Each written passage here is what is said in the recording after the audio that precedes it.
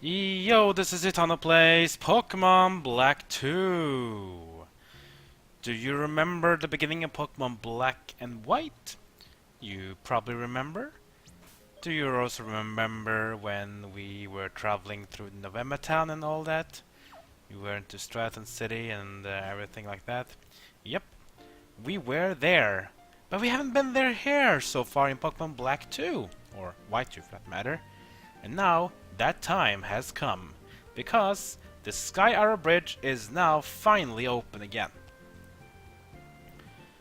Time for us to finally go across and reach the southeastern part of Unova, a part that was only available in Black and White, not available in Black 2 and White 2 because this place has been doing repairs. So once you beat the Elite Four and the Pokemon Champion, this place will reopen, and as you can see, we can finally run down all the way to the parts of the past. Look at the beauty here of this bridge. Can you see the clouds? This is so nice and beautiful. Look at this. It just looks so nice. As we keep running, as you can see in the distance, it's kind of gone. We moved quite a far away from Castelia City, and here we are. We have arrived. We go ground from here. The trailers and trucks running around. And as you can see down there, we see some forest where we're going to go to right now. Down here, and here we are. We have finally arrived. And it was time for us to check out what the old places has done with the new games. As you can see here, over in our direction, here you can see Castelia City with the Skyarrow Bridge on the far side. But that will be from the past. Now it's time for us to spend some time at the beginning of Black and White. First, of course, will be in the Pinwheel Forest. Remember these trainers here were having Pokemon like between level 15 to, like, what was it? 12 to 18 or something? Now how will they be this time? Let's see if this little boy can tell us. The forest is full of little hollows and hillocks, and walking in is so fun. And you know, having Pokemon battles is even more fun. That's for sure. So they had some trainer battles between like level Pokemon 15, 16 I think, back in Black and White. Now let's see what this preschooler has in Pokemon this time. He has a Wooper. That's cool. And the Wooper's level freaking 60. Wow. Now, be careful here though, because yes, Wooper is a water Pokemon, but Wooper is also a ground Pokemon, so it doesn't have the weakness of electric. It's instead immune to it, making it even worse for me. So we have to use Flash Cannon here against Wooper to even deal any damage to it, because Thunderbolt will deal nothing at all. Absolutely nothing. Now, it's not very effective against Wooper, but Wooper is so weak, seeing as it's a first stage evolution and Magnezone is a final evolution, so the power difference is quite big there between these two. Next up will be Tympole. Tympole is also pretty interesting, and this one is a bit, how should we say, a bit different, because while Wooper was a water ground Pokemon, Tympole is actually a pure water Pokemon. That's kind of weird because its evolutional form of Tympole, which is of course Palpitoad and Seismitoad, they have dual type water ground as well. But that is not the case for Tympole. Tympole starts out as a pure water type Pokemon, gets its dual evolutional form with Palpitoad and Seismitoad to become water and ground. So that means it's still weak to weakness, for example, to electric. But that means we'll have even more weakness to grass. So it's level 60. I mean, how can you actually play with the Tympole all the way to level 60 without evolving it? That I would call patience. But then again, it's a preschooler, so maybe it doesn't know better. Not to be rude or anything, but that's just my idea.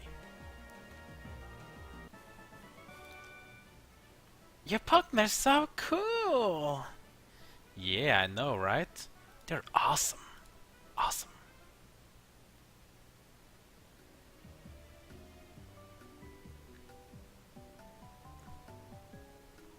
Alright. Anyone else want to give us some interesting battles? Anyone? Please? Yeah, there's a lot of people training here that can give us some battles, and it's kind of cool though. Finally be able to go back here again from where it all started. This is sort of like down memory lane, as I even named this episode for. Let's see. What about you? You are a rather adult-looking kid. A kiddish adult. Oh, jeez. I'll just find out when we battle. Yeah, that sounds better. Sort of like judging us before that. So here we're gonna go against Nursery 8 Ethel. Or Ethel. And gonna go with Execute. Interesting. Generation 1 Pokemon. Execute. Level 61. I don't get it. So Execute is dual type Grass and Psychic, meaning it has a 4-time weakness to Bug. So if you have Bug move, Execute will go down pretty quickly. Let's go to Flash Cannon instead on the Execute. There we go. Damage will be normal wise, and the Execute will go down because again, Execute is a stage 1 Pokemon, made on the stage 3, so it's a power difference between these two. Now, from Execute, we're gonna go to Miltank. Ooh, interesting. Miltank is a normal type Pokemon, and it's being known for being a Pokemon that a lot of people rage quit Pokemon Gold and Silver because of Whitney in Goldenrod City. Just a rollout spam, and people are like, oh, I can't play this game anymore, I'm gonna toss it to the wall and stop playing Pokemon. Pokemon sucks. That's not because it sucks, it's just you don't know how to beat him. Remember, Miltank is a normal type Pokemon, and rollout was a rock type move. What do? You use Pokemon that are strong to rock type. Because remember, Miltank doesn't get any stab bonus from using a move like that. Wake Up Slap from Miltank. Super effective damage to Magnezone because Magnezone is weak to fighting. Magnezone with Thunderbolt on Miltank.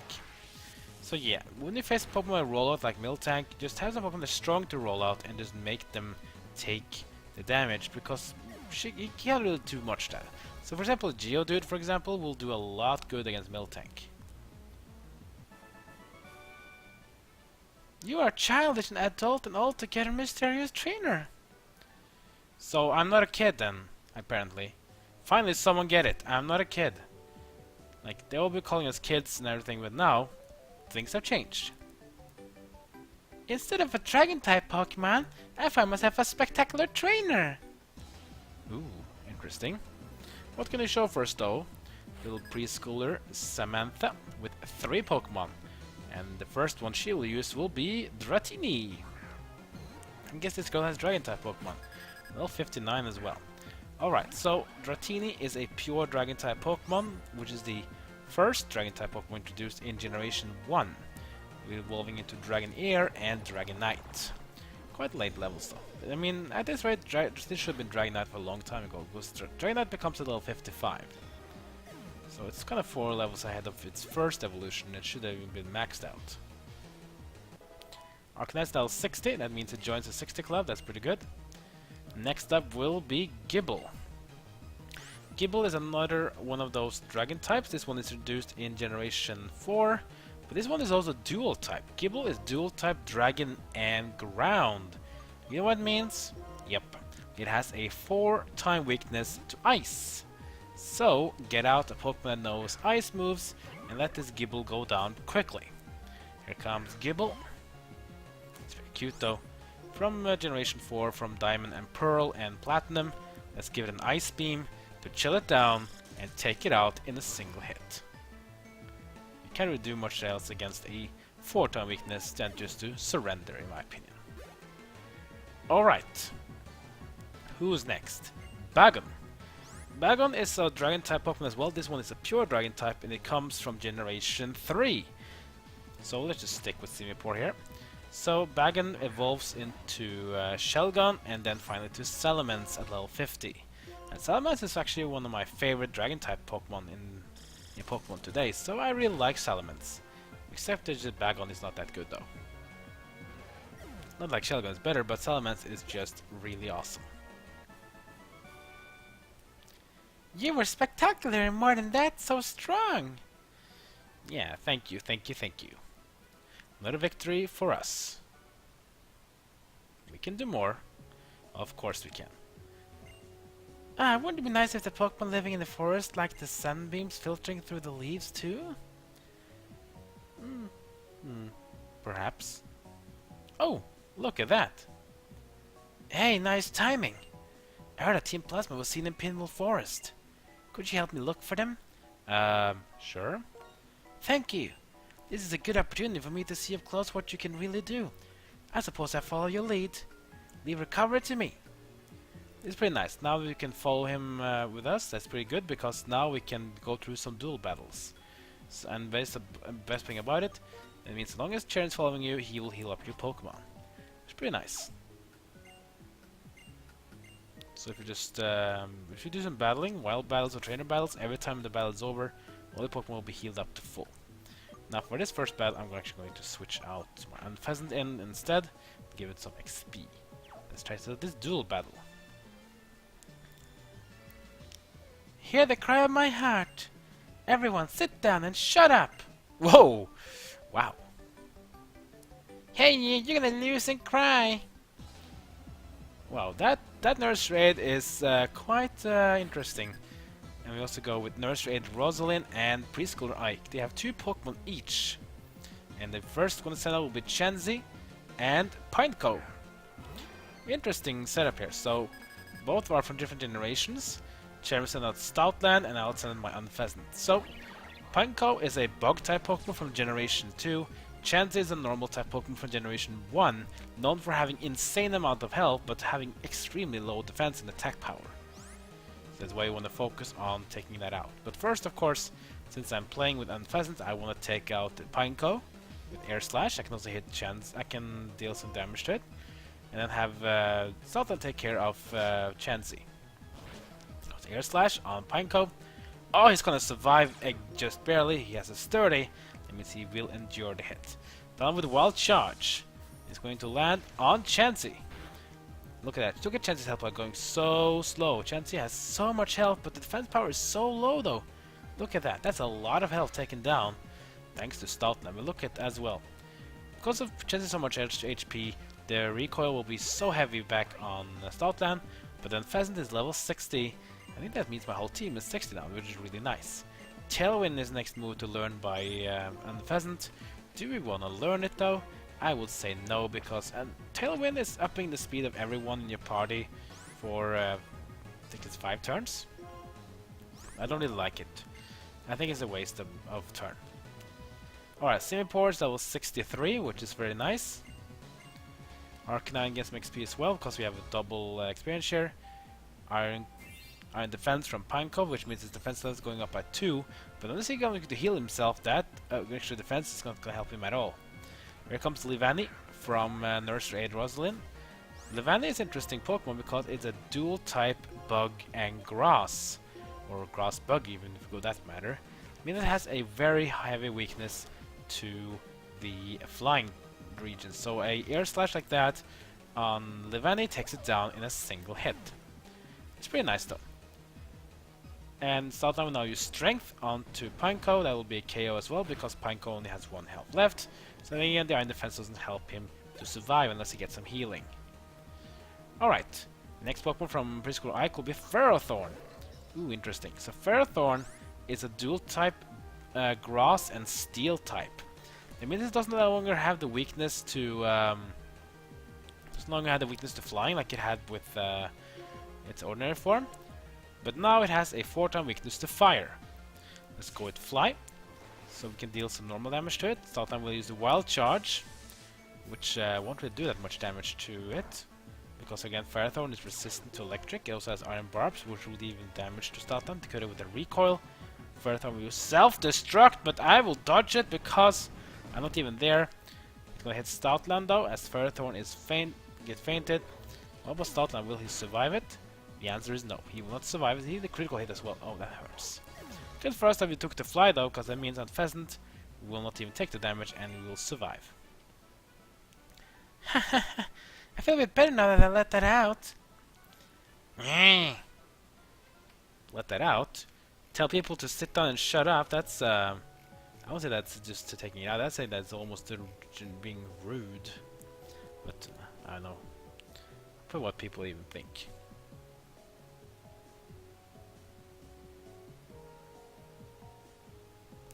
Alright, let's continue here. We have some more places to go. Oh yeah, if you see up here, this is a leaf, or should be a moss rock. With this one, it's pretty cool, because if you have a Pokemon like Eevee and you evolve it, or level it up basically, it can evolve into Leafeon. So Pokemon that can evolve with that kind of method will become really cool for you. With a wild Pokemon here, we have a Cottony and a Vigoroth. Cottony and Vigoroth from different generations. Cottony from Generation 5, Vigoroth from Generation 3. Vigoroth is a kind of weird Pokemon because its first form and third final form is kind of funny. Sluggoth and the Slugking. Sluggoth and Slugking have the same thing, that they're very lazy, but they have pretty good stats. Especially Slugking. He's very hard to deal with, but man, the power Slugking does is immense. We faced them again. I guess they want to be captured, but I don't want to capture them. It was interesting using any of them. I mean, Slugking sure has immense stats, both offensively and defensively. He's like a legendary Pokemon type of stats. But when they only can move every two turns, that just says that you are kind of a problem. Alright, we have to continue here though. We're going to take care of this youngster. I guess we have no choice. Let's battle him. See what he has to do for us. Shorts and Pokemon, this is the ultimate combination. Okay. That's what you have to bring to us though, to this table, with challenger by youngster Kaita. Kaita has 3 Pokemon. The first will be Mankey. Mankey from Generation 1, a fighting type Pokemon. Unlike the other fighting type Pokemon Generation 1, this one is a bit more quicker, a bit more fast than the other ones, but this one also sacrifices defense power, so it has the same attack power, but it has less defense and more speed. It's good for us because if we can outspeed it, that means it will become easy prey to an Unpheasant. Now from that one, we're going to face up against Snubbull.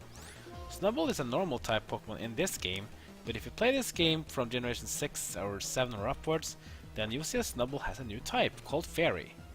So this one is one of the original Pokemon from previous generations that has gained a type change by Generation 6, becoming a Fairy type. And when it means it's a Fairy type, that means it has suddenly quite different setup and weakness and strengths. It's super effective to Dark, Dragon and Fighting, but it's weak to Steel and Poison.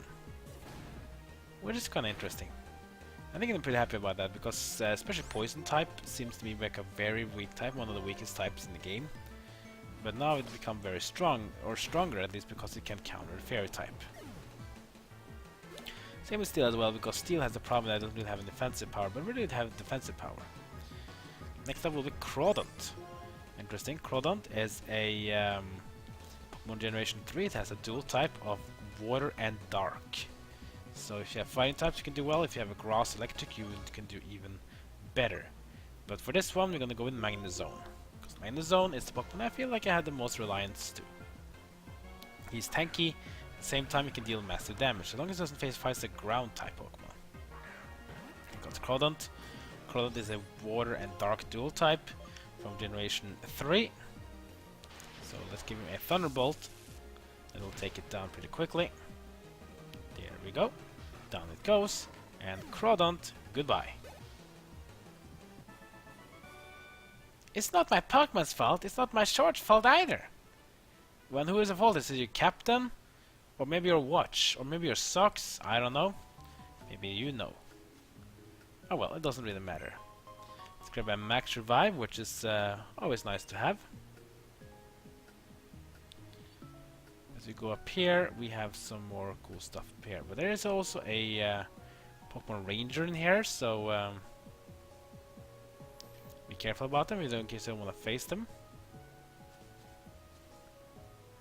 There's also wild Pokemon you can face there, so maybe you want to put up a Repel here, because they're pretty high level and you can meet them quite often. 56, 54, Cottony, one of each actually, so if you actually manage to capture both of them, you can put them into breeding and they can make you some Cottony babies if you're really into that thing. But you should though, because if you really feel like competitive is your thing in Pokemon, then breeding is super important to make sure you can get the best out of your Pokemon's teams. Go to this lodge here. You can go down here, but when you do that, you'll face off against the veteran trainers. So we won't do that this time. We'll do the next episode, guys, because we're gonna continue inside the Pinwheel Forest next time, and then we're gonna head into Nacrene City. And when we do, we're gonna meet up with a friend of ours that we haven't seen since a few episodes ago, and that is not a person, but a Pokemon, a legendary Pokemon, part of a trio from Generation 4 that we captured 2 of, but we need 1 more. I think you know which I'm talking about, right? Like, comment, and subscribe. Follow me on Twitter, Twitch, and Facebook. And that's great for now, so see you guys next time as my journey in Pokemon Black 2 continues.